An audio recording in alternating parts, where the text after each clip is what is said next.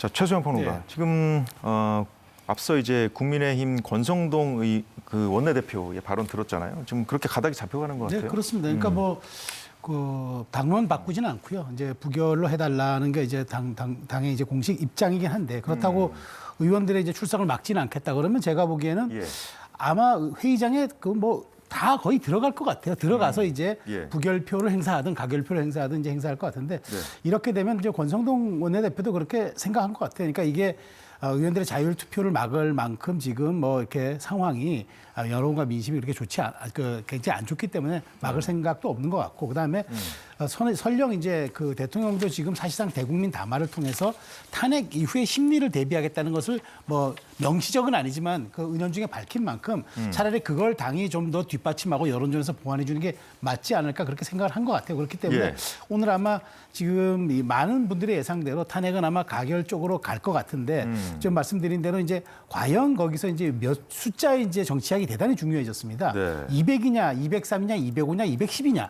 또 220까지 가느냐 이런 점들은 향후 굉장히 국민의힘 그의 진로와 또 여권의 이제 권력 지형 분포 그다음에 향후 단일 대우 유지에서의 그런 어떤 에너지 이런 측면에서 굉장히 이제 또 한동훈 대표의 거취 아주 뭐 굉장한 많은 이제 사안들이 연동돼 있기 때문에 사실 지금 많은 분들이 가결 부결보다 더 많은 관심은 설령 나온다면 표수가 얼마큼 나올 것이냐 거기에 또 많은 관심들이 집중될 것 같다는 그런 생각이 듭니다.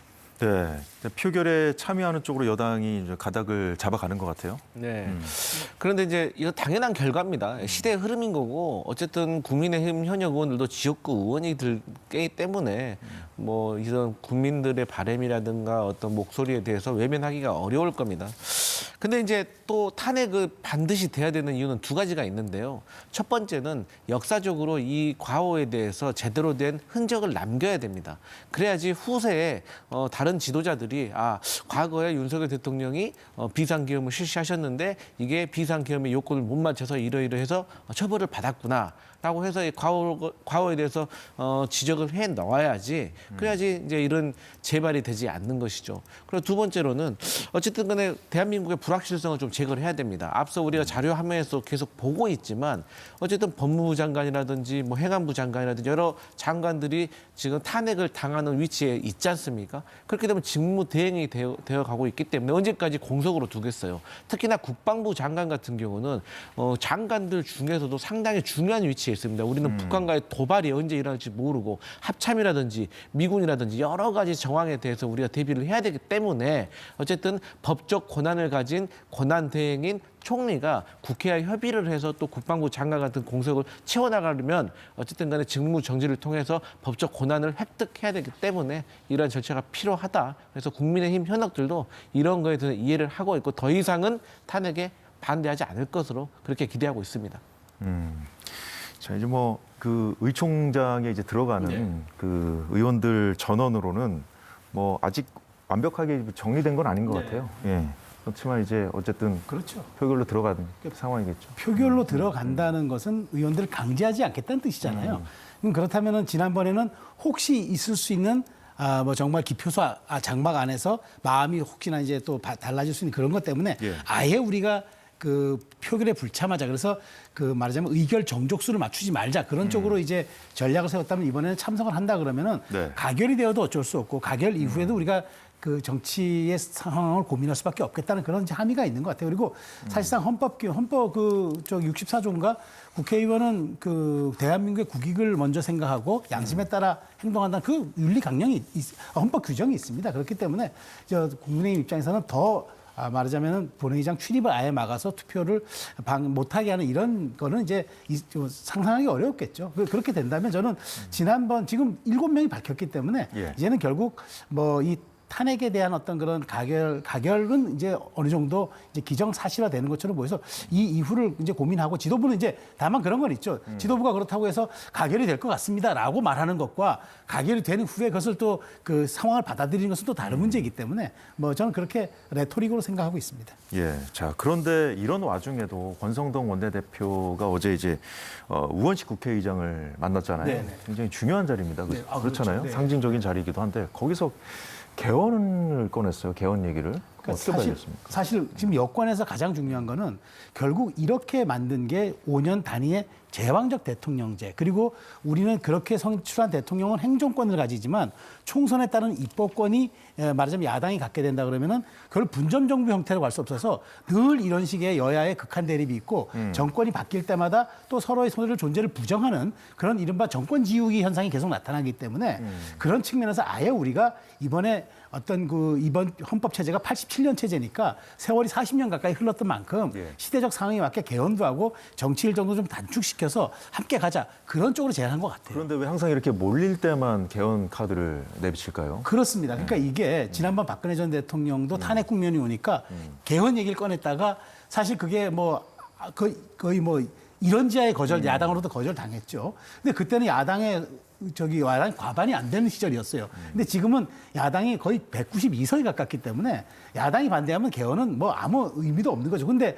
이렇게 되다 보니까 결국 개헌이라는 거는 지속 가능성, 그다음에 국가의 미래와 백년대계 이렇게 가야 되는 게 맞는데, 혹은 이게 정치 공학적 혹은 지금 이 국면을 모면하기 위한 정치적 수가 아니냐, 이런 또 의혹을 받기 때문에 개헌에 대한 어떤 그래서 이제 여기에 국회의장도 그렇고 지금 중요한 거는 지금 정치 일정이지 개헌까지 생각한 거 아니다라고 얘기했는데, 결국 개헌한 오해만 사게 생겼고, 물론 하나의 카드는 분명한데 이것은 정권 초기나 도덕적 권위적 정당성을 인정받을 때 이 개헌은 추진돼야지, 이렇게 말하자면 수세에 몰려가지고 가는 개헌 카드는 늘 오해와 의심을 받을 수밖에 없는 거죠. 강성필 부위원장, 네. 앞서 조금 말씀하시긴 하셨습니다만은 이게 단순히 대통령제라는 제도의 문제 때문에 지금 같은 상황이 벌어진 건 아니지 않습니까?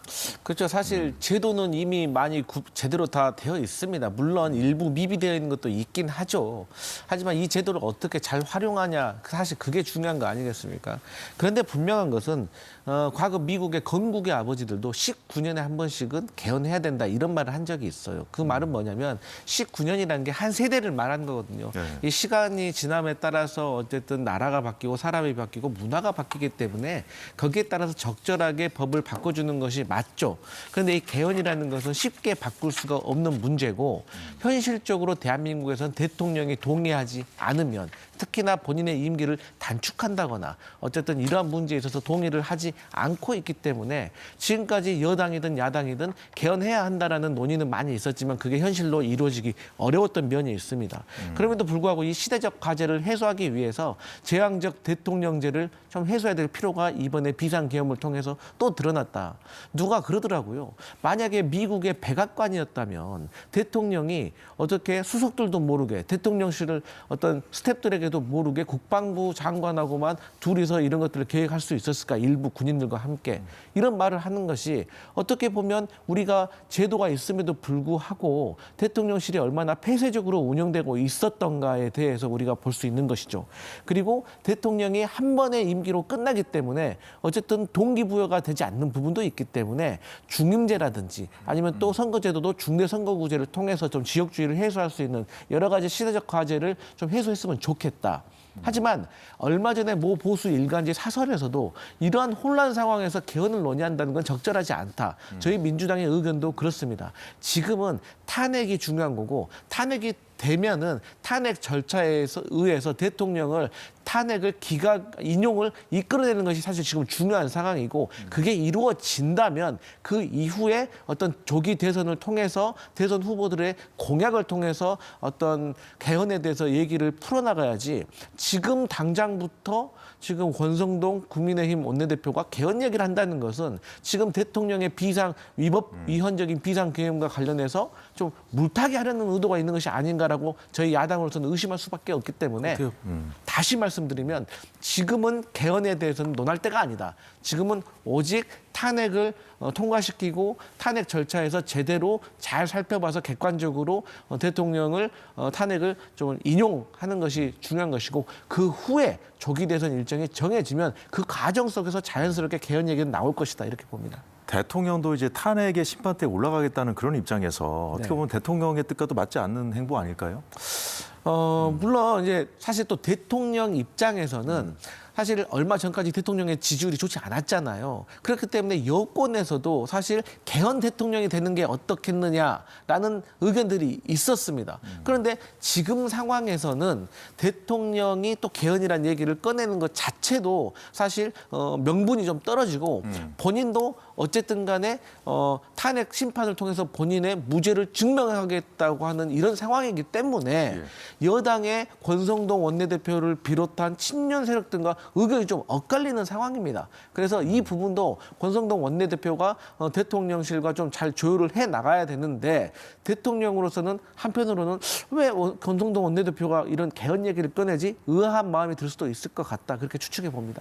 그러니까 저는 이번 좀 흥미로운 소식을 하나 제가 좀 말씀드릴 게 있어서 그러니까 이 민주적 제도와 절차라는 건 항상 이게 말하자면은 단계를 밟아서 보완되는 거예요. 하루아침에 이게 진보할 그러니까 쭉 나갈 수 없는 겁니다. 최근에 어떤 일이 있었냐면 국회에서 이번 일을 계기로 국회 본회의장이 아니더라도 의원들이 어디에 있더라도 온라인 투표를 하게끔 하자라는 개정안이 지금 발의가 됐어요. 이게 통과는 안 됐습니다. 그런데 이게 앞으로 통과가 되잖아요. 그러면 의원들이 어디에 있더라도 온라인 투표가 가능해집니다. 그렇다면 굳이 이번처럼 만일 계엄령이 선포됐다. 본회의장이 없더라도 실시간 있는 소재지에서 바로 온라인 투표를 할 수 있습니다. 이 법이 통과되면 발의가 됐기 때문에. 제가 이 소식을 전해드리는 거는 이렇게 하듯이 어떤 사안이 벌어지고 나면 우리가 점진적 순차적으로 민주주의 제도와 절차는 발전되어 나가는 것인데 이렇게 갑자기 이제 훅 개헌처럼 꺼내드는 것은 이게 우리의 어떤 말하자면은 사회적 공론화와 수기 과정이 없이 정치권의 판단과 정치적인 어떤 일정과 그런 계산 때문에 꺼냈다는 그런 의도와 의심을 받기 때문에 이런 측면에서는 좀 더 신중할 필요가 있겠다. 언제나 항상 민주주의 절차적 발전은 점진적 그다음에 아주 이게 단계적으로 되는 것이 순리다. 그 말씀 드리고 싶습니다. 네, 이제 국회에서 탄핵안이 가결된다면 어떻게 한덕수 총리 체제로 가는 겁니까? 그렇습니다. 현행 법상 지금 권한대행은 바로 지금 국무총리가 맡게 되어 있죠. 설령 이제 국무총리가 맡아서 권한대행을 그러면 이제 오늘 오후 바로 이게 지금 몇 시에 통과되느냐죠. 그러니까 5시에 통과되면 5시 불호가 되는 거고 6시에 통과되면 6시 불호 권한대행이 되는 거죠. 그런데 이제 지금 민주당이 총리에 대해서도 피고발이 됐기 때문에 우리가 탄핵할 수 있다라고 얘기를 하는데 가능성이 있죠. 그럴 수도 있죠. 그렇게 되면 이제 최상목 경제부총리 그다음에 순차적으로 이주호 교육부총리 순으로 이제 법률이 정한 국무위원회 순서대로 가는데 저는 그 얘기를 하고 드리고 싶은 겁니다. 지금 민주당도 상황 관리 현상 유지만을 권한대행해야 된다고 얘기를 하면서 총리에 대한 그 기소가 되었고 이번에 관여되었다는 이유만으로 이렇게 탄핵을 또 한다 그러면은 사실 국가의 안정적 관리와 운영은 그래도 가장 경륜 있고 그다음에 국정을 2년 반 관여해온 최종 책임자로 관여해온 한덕수 총리가 하는 게 저는 맞다고 보는데 자꾸 이제 이렇게 탄핵을 강요함으로써 행정부를 통제하려는 듯한 그런 의도를 보이는 거는 국가의 안정적 관리와 거대 야당도 일정 부분 앞으로는 지금 행정부가 지금 굉장히 무력화되기 때문에 앞으로 이제 정치의 주체는 여의도 국회가 될 수밖에 없고 특히나 야당이 중심이 될 수밖에 없는데 마치 행정부를 끝까지 흔들므로써 우리가 뭔가 행정 권력까지도 입법 권력이 통제하려는 듯한 그런 모습으로 비칠 수 있어서 만일 권한대행 체제가 가동되면 저는 행정부에 대한 탄핵 소추에 대한 속도는 민주당이 조절할 필요가 좀 있다고 생각합니다. 예, 이제 대행 체제 역시도 좀 불확실성에 놓여 있다 이렇게 볼 수가 있는데 어떻게 보시면 대행 체제 잘 돌아갈 수 있을까요? 참 어려운 문제입니다. 사실 지금 현재까지 민주당의 입장은 어쨌든 오늘은 탄핵을 통과시키는 거에 우리가 좀 집중하자라는 입장이고 탄핵이 통과되고 나면 그때 한덕수 국무총리가 권한대행이 되는지 아니면 다른 분으로 또 탄핵을 해서 뭐 최상목 경제부총리가 해야 되는지에 대해서 고민을 해보자라는 입장입니다. 그 이유는 상당히 간단합니다. 어쨌든 계엄이 발표되기 전에 국무회의가 있었다고 말하고 있는데 거기에 한덕수 국무총리가 있었습니다. 그런데 이 국무회의에서 회의록이 지금 공개되지 않고 있습니다. 만약에 이때 누가 찬성을 했고 누가 반대를 했는지 이게 객관적으로 드러난다고 하면 사실 한덕수 국무총리가 어떤 역할을 그때 했었는지 어떤 의견을 어느 정도 수위로 냈는지도 상당히 중요한 문제가 될 수가 있습니다.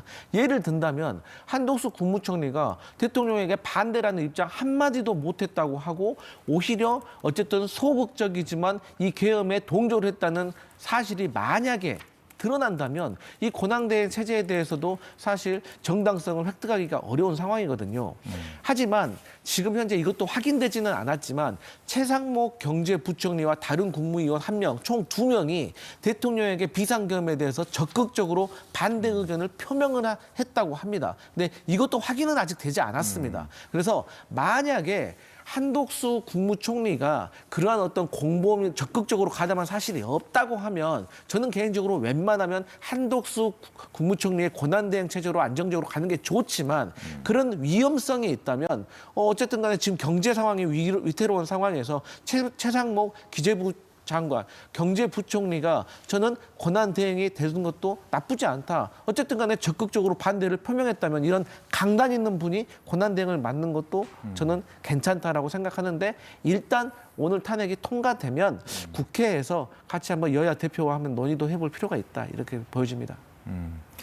뭐 만약에 뭐 오늘 부결이 된다면 뭐 이런 논의도 좀 앞서간 얘기일 수도 있습니다만 지금 이제 최근에 이제 대통령이 담화를 했을 때도 이 국방부에서 일부 장성들에 대한 직무 정지 조치를 발표했잖아요. 네, 그렇죠. 거의 동시에 이루어졌거든요. 그렇죠. 그 누가 그러면 지금 그걸 국방부를 이제 운용하는 것이냐 이런 그렇죠. 궁금증이 생기거든요. 지금 저 국무회의에 대해서 제가 조금 말씀드리면은 현행법상 국무회의는 15명 이상 30인 이하의 구성으로 운영된다고 돼 있어요. 그런데 지금 현재 탄핵되거나 뭐 이런저런 이유로 지금 현재 남아있는 숫자가 25명입니다. 20명인데 지금 법무장관이 탄핵되면서 15명, 국무위원은 15명밖에 없어요. 근데 재미있는 건 그러니까 15명이면 할 수는 있어요. 할 수는 있는데 의사 정족수가 11명이고 의결 정족수는 8명입니다.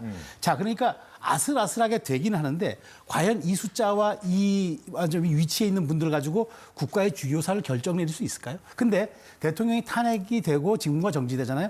권한대행이 설령 장관을 임명할 수가 있을까요? 못합니다.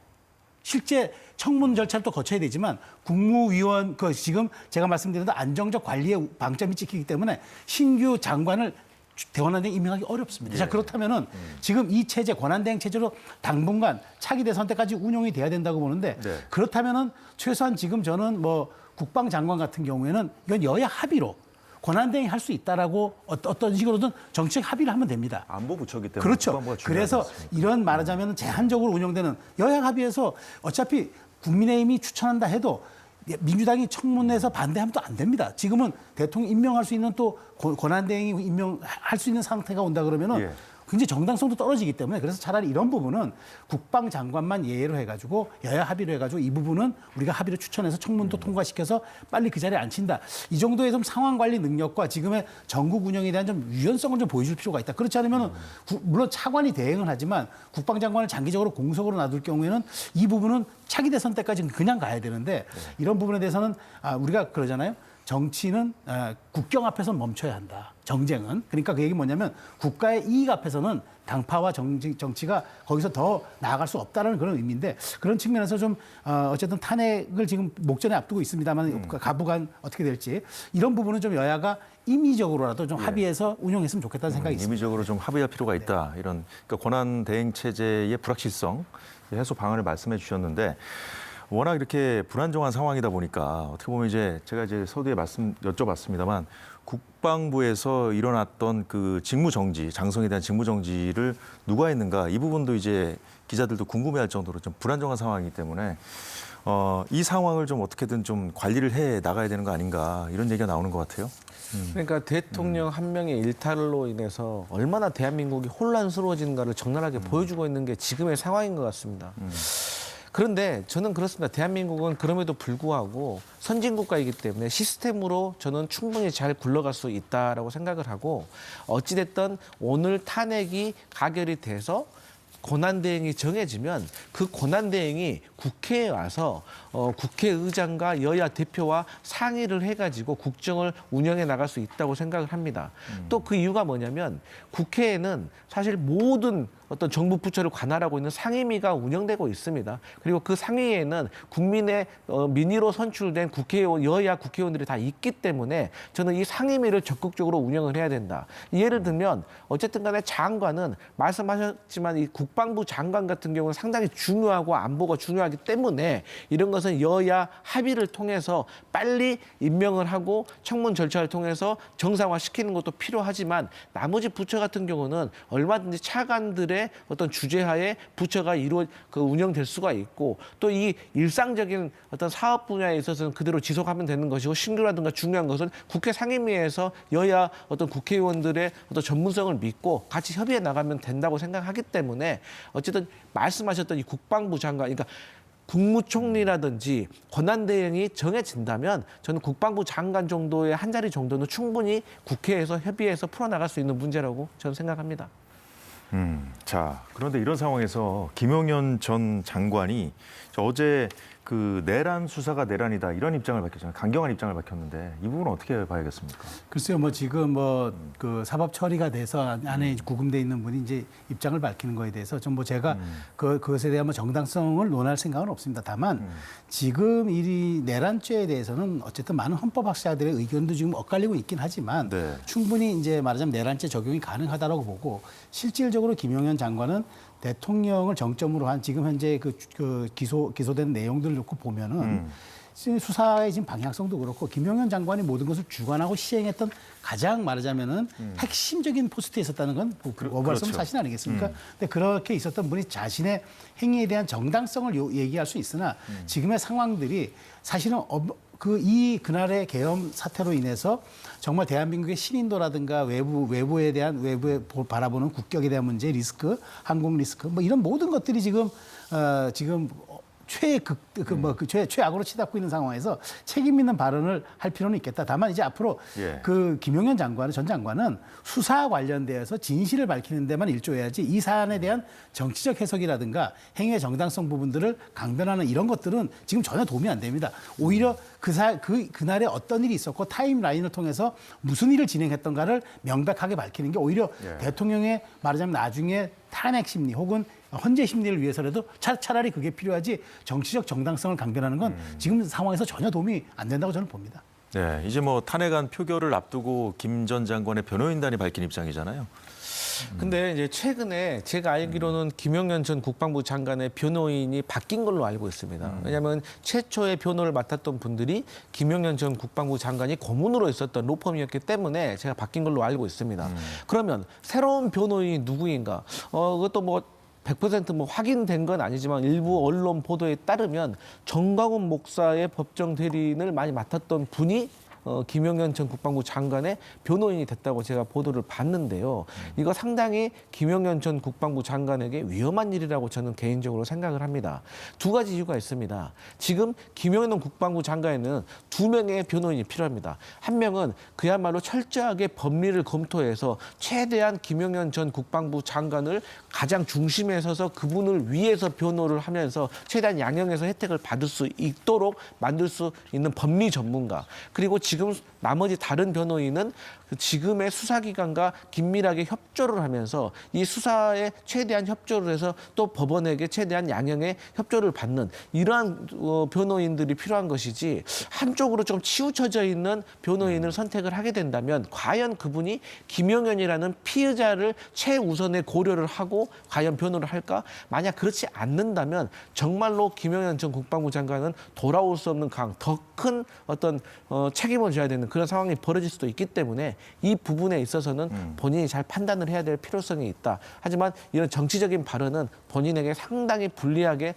적용될 것 같다. 이렇게 보여집니다. 네, 이제 변호인단에 대한 말씀까지 주셨는데 앞서 이제 김동연 부장판사 관련해서 이제 변호인 측에서 이제 입장을 밝힌 거잖아요. 이제 경찰의 발표도 앞서 저희가 전해드렸듯이 이제 혼선을 또 빚는 그런 경우도 있었고 지금 요즘에 너무 많은 뉴스들이 지금 쏟아져 나오고 있거든요. 특히나 이제 외교적으로 반발을 할 수 있는 그런 그 주장도 좀 하다 보니까 조국혁신당의 김영준 의원 같은 경우에는 미국 대사가 주한 미국 대사가 윤 정부를 상종하지 못한다 이런 식으로 본국에 보고했다고 얘기했다가 또 아주 큰 좀 대사관 차원의 반발에 좀 부딪히기도 했었고요.